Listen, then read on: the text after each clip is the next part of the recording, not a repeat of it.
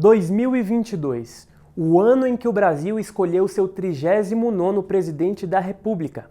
Luiz Inácio Lula da Silva assumirá o comando do país pela terceira vez.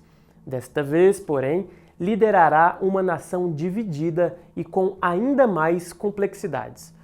O ano também foi marcado pela crise entre os poderes, pela guerra entre Rússia e Ucrânia, por votações importantes no Congresso Nacional, pela continuidade da pandemia de Covid, por desastres naturais e pela Copa do Mundo do Catar.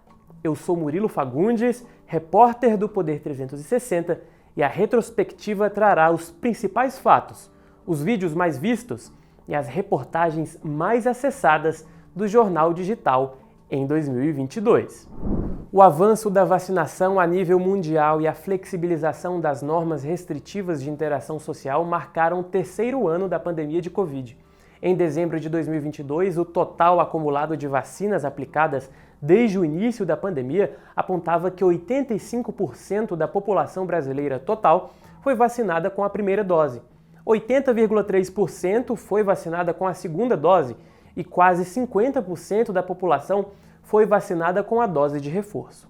No contexto internacional, o início do ano ficou marcado pela guerra entre Rússia e Ucrânia. O presidente da Rússia, Vladimir Putin, anunciou uma operação militar com o objetivo de defender as repúblicas separatistas no leste da Ucrânia. As tropas russas invadiram o país vizinho e as ofensivas se intensificaram. Na semana anterior ao início do conflito armado, o presidente Jair Bolsonaro fez uma visita oficial à Rússia e, na iminência da invasão do território ucraniano, elogiou Putin e disse esperar que a guerra não se concretizasse.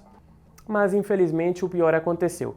Segundo os Estados Unidos, cerca de 100 mil soldados russos e 100 mil ucranianos foram mortos ou feridos na guerra na Ucrânia até novembro deste ano. E a guerra também respingou no Brasil. Além dos impactos na diplomacia e na economia, um episódio envolvendo um deputado estadual marcou o mês de fevereiro. E esse foi um dos vídeos mais vistos de 2022 no canal do Poder 360. É hora então de relembrar os 10 vídeos mais acessados do canal do Jornal Digital no YouTube. Então, o primeiro é sobre esse caso do deputado Arthur Duval, mais conhecido como Mamãe Falei, então deputado estadual do Podemos, que gravou em fevereiro áudios dizendo que as mulheres ucranianas eram fáceis porque eram pobres.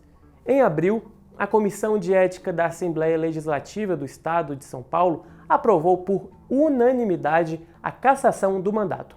Vamos escutar o áudio em que ele diz isso. Fora de série, assim, se você pegar a fila da melhor balada do Brasil, na melhor época do ano, não chega aos pés da fila dos refugiados aqui. Maluco, assim, eu tô mal, eu tô triste, assim, porque é inacreditável. Ah, e detalhe, hein, mano, detalhe, hein. Elas olham, cara, e vou te dizer, são fáceis, porque elas são pobres. E aqui, cara, minha carta do Instagram, né, cheio de inscritos, funciona demais. Depois eu conto a história, nossa, velho. Os ataques de Bolsonaro contra ministros do STF foram constantes durante seu mandato e se intensificaram em determinados momentos do ano eleitoral. Em março, o chefe do executivo subiu o tom. O vídeo também foi bastante assistido. Pode rodar. Se não tem ideias, cala a boca! Bota a tua toga e fica aí! Sem encher o saco dos outros!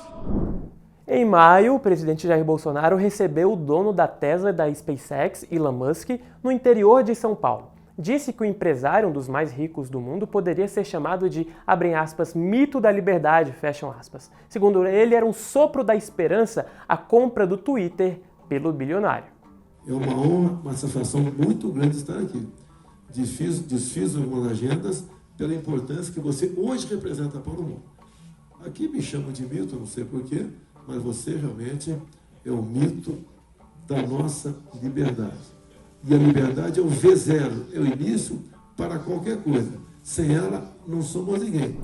Se o casal Bolsonaro e Michele viralizou nos canais de vídeo, Lula e Janja não ficaram para trás. Os futuros inquilinos do Palácio Presidencial se casaram em maio, em São Paulo, e os votos dos dois foram compartilhados milhares de vezes na internet. Em nome do Pai, do Filho e do Espírito Santo. Amém. E uma grande salva de palmas.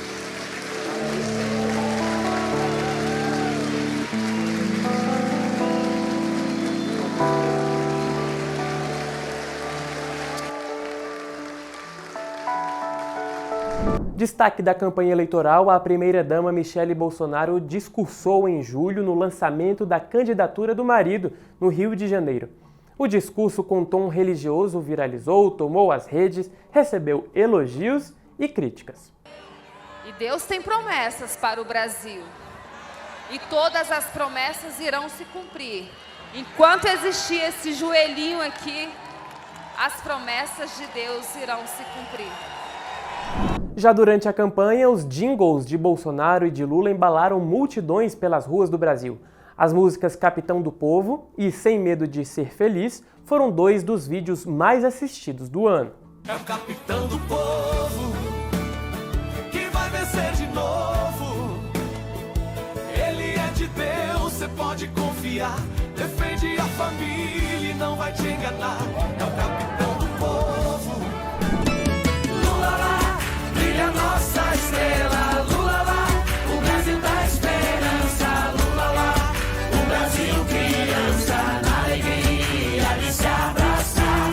Lula lá, com dignidade. Lula lá, o Brasil merece outra vez oportunidade pra sorrir e brilha nossa estrela. Os debates na televisão entre os candidatos à presidência bateram recordes de audiência.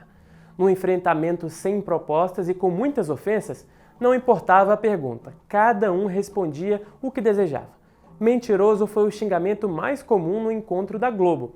O debate da TV Carioca contou, por exemplo, com o bate-boca entre o candidato Padre Kelmon e Lula. Por que o senhor está aqui? O senhor sabe por quê? A população precisaria saber a verdade, mas o senhor é cínico, mente, o senhor é um ator, mente o tempo todo. Como é que o senhor não... O senhor deveria respeitar um padre. Você é padre, tá fantasiado, rapaz. Fantasiado? Me respeite. Senhores, por favor. O senhor deveria me respeitar. Você é padre ou tá fantasiado? Senhores, por favor. Às vésperas do segundo turno da eleição, a deputada Carla Zambelli correu armada atrás de um homem negro nos Jardins, bairro nobre de São Paulo. Em sua versão, a deputada, que é apoiadora do presidente Jair Bolsonaro, afirmou ter sido agredida verbalmente e cuspida pelo homem. A avaliação da equipe de campanha do presidente é a de que o caso contribuiu para a derrota nas urnas. Calma aí, ó, Carla Zambelli aqui, ó. Calma aí. Carla Zambelli armada aqui, galera. Carla Zambelli armada aqui, ó. Carla Zambelli armada aqui, galera.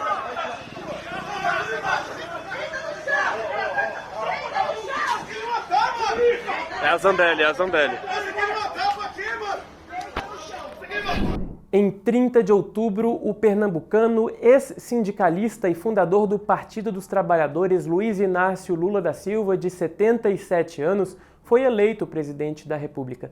Com 100% das urnas apuradas, o sistema do TSE apontava o petista com 50,9% dos votos, pouco mais de 60 milhões de votos.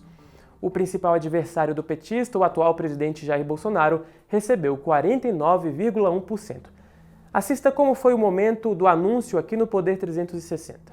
Luiz Inácio Lula da Silva, aos 77 anos de idade, foi eleito com 50% pela terceira vez. Vamos voltar aqui para a gente poder ver os percentuais, com 50,82% dos votos contra 49,18% dos votos de Jair Bolsonaro. E vai governar o país de 2023 a 2026. Essa é a primeira vez na história que um presidente é eleito para um terceiro mandato no Brasil. O petista voltará ao Palácio do Planalto 12 anos depois de deixar o governo.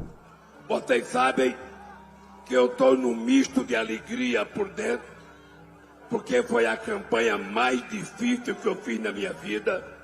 Não foi uma campanha de um homem contra outro homem, de um partido contra outro partido.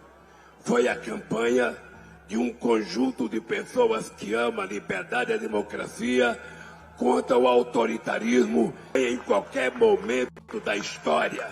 Então eu quero dedicar essa vitória à democracia e ao futuro do povo brasileiro. Mas o resultado favorável a Lula causou protestos de bolsonaristas em todo o Brasil. Alguns deles pediram intervenção federal na frente dos quartéis militares, hostilizaram ministros do STF e um indígena foi preso em Brasília depois de fazer ameaças ao presidente do TSE, Alexandre de Moraes. Os generais, senhores generais, se os senhores não executar o seu juramento, pode me matar, mas eu tiro o vagabundo Alexandre de Moraes na marra, arranco ele do pescoço, ou pode me mandar prender agora. Em reação, manifestantes radicais tentaram invadir o prédio da Polícia Federal e incendiaram carros e ônibus em Brasília.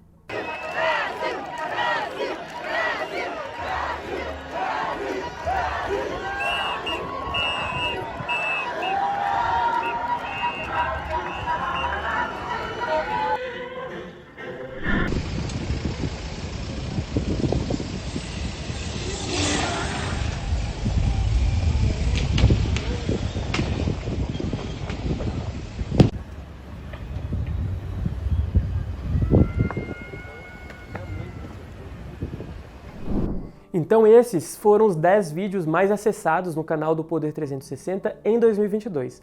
Além dos vídeos, as notícias mais acessadas do jornal digital ajudam a entender como transcorreu esse ano de 2022. Os leitores do Poder 360 tiveram interesse por 3 assuntos principais: o conflito na Europa, a pandemia de Covid-19 e as eleições. Das 10 matérias mais lidas, 5 se relacionam ao presidente Jair Bolsonaro, às Forças Armadas e ao Judiciário, e 2 se relacionam à guerra entre Rússia e Ucrânia. A matéria mais lida, então, foi essa de que Bolsonaro bateu o martelo e não passará a faixa para Lula. A segunda é de que Bolsonaro convocava comandantes das Forças Armadas após decisões do TSE. E a terceira é de que o Brasil voltava ao top 10 no ranking de maiores economias do mundo. Também sobre as restrições da Covid em São Paulo. E uma mensagem trocada por Bolsonaro no WhatsApp, com sua lista de transmissão, de que uma ruptura estava por um fio. Também é importante trazer aqui outros assuntos, como, por exemplo, um cancelamento de uma reunião entre ministros do STF e Bolsonaro, depois de ministros do STF ficarem irritados com a demora de Bolsonaro para declarar ali a sua derrota pós-eleição. Para encerrar a retrospectiva de 2022, outros assuntos marcantes não poderiam ficar de fora. Então, em primeiro lugar desses outros assuntos importantes está a chuva em Petrópolis, que deixou ao menos 238 mortos em 2022. O índice pluviométrico em 24 horas foi o maior da história da cidade. Deslizamentos aconteceram em diversos pontos e dezenas de caminhões, escavadeiras, retroescavadeiras e outros equipamentos atuaram na região. Ali, em segundo lugar, o ex-ministro de Minas e Energia sobre a privatização da Eletrobras. Após quase 4 anos de governo, foi realizada a venda da primeira grande estatal do país, a Eletrobras. A União capitalizou a empresa e forneceu suas ações na Bolsa de Valores. Deixou então de ser acionista controladora. Com a chegada do governo Lula, os rumos da empresa podem mudar. Aqui e aqui são 2 PECs muito importantes que foram aprovadas no Congresso. Em 30 de julho, a PEC das Bondades propôs a ampliação de auxílios sociais, como o Auxílio Brasil e o Vale Gás, bem como a criação de subsídios a caminhoneiros e motoristas de táxi e aplicativos. A proposta buscava ampliar esses programas até o final de 2022, mas a oposição de Bolsonaro o acusou de usar uma situação de emergência do país como forma de viabilizar os gastos em ano eleitoral e, dessa forma, conquistar votos. O então presidente e sua base aliada nega que fosse o caso. Já a outra PEC aprovada neste ano, agora em dezembro, autorizou o presidente Luiz Inácio Lula da Silva, presidente eleito, a furar o teto de gastos em 170 bilhões para cumprir promessas de campanha. A principal delas é de manter o pagamento do Auxílio Brasil de R$ 600, que por meio de um projeto de lei, se for do desejo dele, poderá voltar a se chamar Bolsa Família, e de R$ 150 para famílias beneficiárias com crianças de até 6 anos. Outro fato que marcou 2022 foram os atos pela democracia na Universidade de São Paulo, que foi o palco da leitura de um ato pró-democracia em agosto, e na Fiesp, Federação das Indústrias do Estado de São Paulo, em que foram lidos ali esses manifestos. O presidente Jair Bolsonaro foi criticado indiretamente em ambos, e o Manifesto em Defesa da Democracia, da USP, teve como objetivo reforçar o compromisso com a democracia e combater as notícias falsas sobre as urnas eletrônicas e o processo eleitoral do Brasil. A carta contou com a assinatura de acadêmicos, artistas, políticos e outros setores da sociedade. Por fim, em 18 de dezembro, a seleção de futebol da Argentina chegou ao 3º título mundial depois de vencer a Copa do Catar em uma final disputada contra o time da França. Com o título, a equipe dos hermanos pôs fim a um jejum de 36 anos sem vencer o torneio. A Copa e a eleição para presidente do Brasil já foram disputadas no mesmo ano por 9 vezes, e 2022 foi um desses casos. Essa foi então a retrospectiva do Poder 2022. Um excelente 2023 a todos os web espectadores. Para ficar sempre bem informado, você já sabe, inscreva-se no canal e ative as notificações. Até mais!